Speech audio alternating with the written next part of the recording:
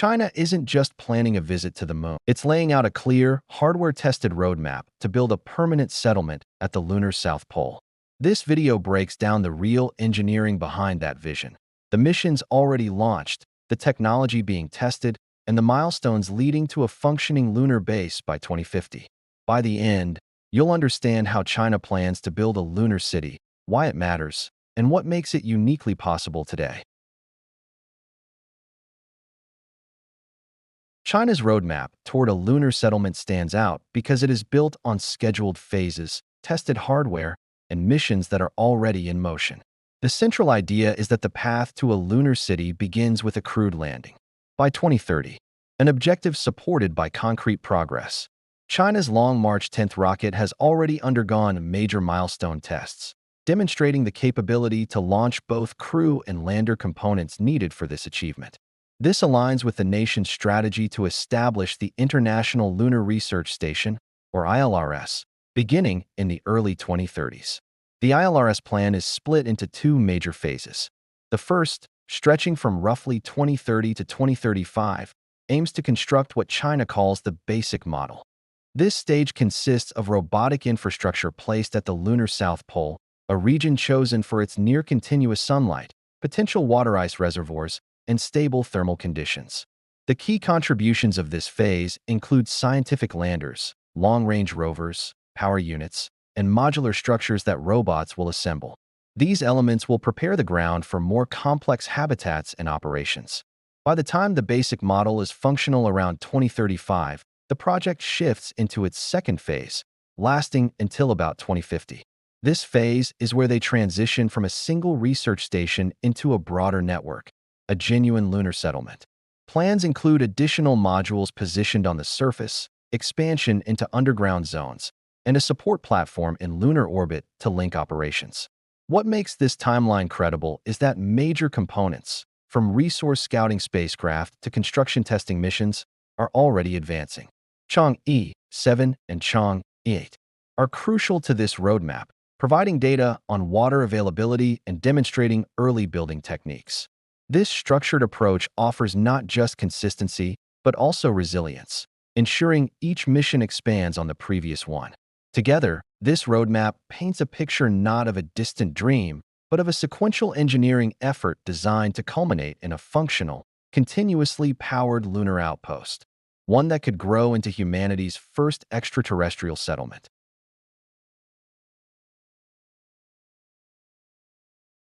One of the most remarkable parts of China's lunar plan lies in how they intend to construct the settlement. Instead of transporting large amounts of building material from Earth, the strategy hinges on transforming lunar soil, regolith, into durable building blocks. This shift is critical because transporting each kilogram from Earth to the Moon requires enormous resources. China is addressing this challenge through a series of experiments designed to understand how lunar soil can be processed into solid bricks. The foundation of this approach comes from the Chang'e-8 mission, which plans to test in situ resource utilization technologies. Earlier on Earth and aboard the Tiangong space station, researchers have already created simulated lunar soil bricks and subjected them to space conditions. Astronauts on the Chang'e-19 mission exposed these bricks to vacuum, radiation, and temperature extremes for extended periods, gathering valuable data about their durability. These tests offer insights into how the bricks behave in harsh environments and inform engineers about which manufacturing techniques are most promising. At the same time, China has developed robotic construction systems. One example is the Moon Pot Vessel robot, which can stack regolith bricks into structural shapes. These systems can function autonomously, creating platforms, shielded walls, and protective layers around habitats. This automation reduces the human workload and protects astronauts from environmental risks during early construction. Beyond surface structures, researchers are exploring natural geological formations such as lunar pits and lava tubes. These underground spaces provide stable temperatures and natural shielding from radiation and micrometeorites, making them ideal sites for expanding the settlement. Building inside these cavities could significantly reduce the need for thick external shielding while allowing larger habitable volumes to be developed over time. Together, these technologies form a cohesive construction strategy, Robotic systems lay the groundwork, regolith bricks construct the initial skeleton of the base, and underground environments support long-term expansion.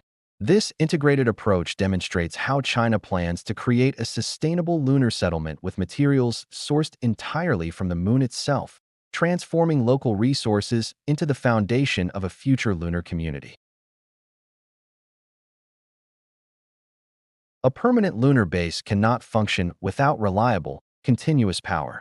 China's approach to this challenge is centered on combining advanced solar technology with a planned nuclear power system.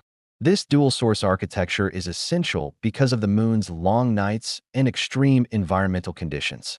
While the lunar South Pole receives more sunlight than other regions, the 14-day lunar night and shadowed craters make solar power alone insufficient for year-round operations. Recent announcements from Chinese and Russian officials have outlined plans for a nuclear power plant on the moon by the mid-2030s. This facility is designed to function autonomously and provide a stable energy supply to the International Lunar Research Station. The reactor would support critical systems, including life support, scientific equipment, robotics, and thermal management. Its introduction marks a major step toward continuous habitation because it ensures a steady power flow regardless of sunlight availability. In addition to the nuclear system, the ILRS design includes large solar arrays to capture sunlight during the lunar day. These arrays, coupled with energy storage technologies, create a layered power structure capable of adapting to different environmental conditions. The plan also incorporates radioisotope power units, which provide backup energy and help stabilize temperature around sensitive equipment. This multi-source strategy minimizes risk and enhances the station's resilience. Just as important as generating power is distributing it. The ILRS concept includes a surface-level power and heat network, enabling energy to flow between different modules and robotic units. This network allows for the operation of remote equipment, charging stations for rovers, and thermal pipelines that maintain stable temperatures and habitats. Efficient energy distribution is vital when expanding the base across multiple sites, especially as researchers explore new areas for scientific study and resource extraction. Ultimately, the power architecture is foundational to the idea of a lunar city. Without a consistent energy supply, research, construction, oxygen production, and mobility systems would struggle to function. China's comprehensive strategy integrates nuclear and solar power into a capable and adaptable system, setting the stage for a long-lasting settlement capable of supporting both scientific discovery and future expansion. China's plan to build a lunar settlement is no longer a distant aspiration, but a developing engineering project supported by real missions, tested materials, and an expanding power strategy.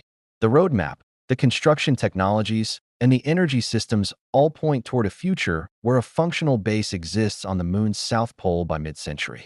Whether for science, exploration, or future technologies, this settlement marks a major step in human expansion beyond Earth.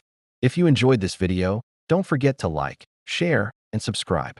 Thank you for watching. See you next time.